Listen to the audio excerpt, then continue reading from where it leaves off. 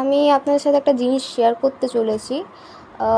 আমি যেহেতু oil pastel use করি, তো ওই কারণে কি হয়, যে আঁকাগুলো আছে ওগুলো অনেক সময় পেজে, যদি তোমরা কোনো খাতায় বা কোনো পেজে রাখো, পেজের ওখানে না ছাপ পড়ে যায়। তো ওটার জন্য একটা সলিউশন আমার কাছে আছে। দেখো, যেমন আমি এই আঁকাটাকে আমি তোমার এই যে ট্রেসিং পেপার দিয়ে দেখো দেখো চারিদিকে দেখো ট্রেসিং পেপার দিয়ে কিন্তু আমি কভার করেছি। কেন করেছি?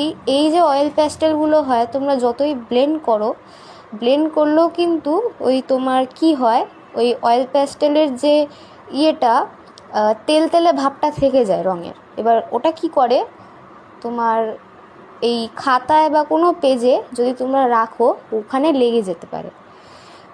তো ওটার জন্য একটা বেস্ট সলিউশন হচ্ছে এই ট্রেসিং পেপার দিয়ে তোমরা কি করবে, এরকম চাপা দিয়ে দেবে, এরকম সেলো টেপ লাগিয়ে দিতে পারো। তাহলে কি হবে, তোমরা যেখানেই রাখো এই রঙগুলো আর লাগবে না। এটা ট্রেসিং পেপারও লাগে না। তোমরা যদি ট্রেসিং পেপার চাপাও দাও, ট্রেসিং পেপারও রঙ লাগবে না।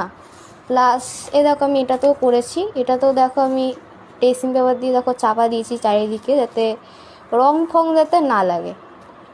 তো এটাই আজকে শেয়ার করলাম তোমাদের সাথে। যদি ভিডিও ভালো লাগে অবশ্যই লাইক করবে আর ফলো করবে। ধন্যবাদ।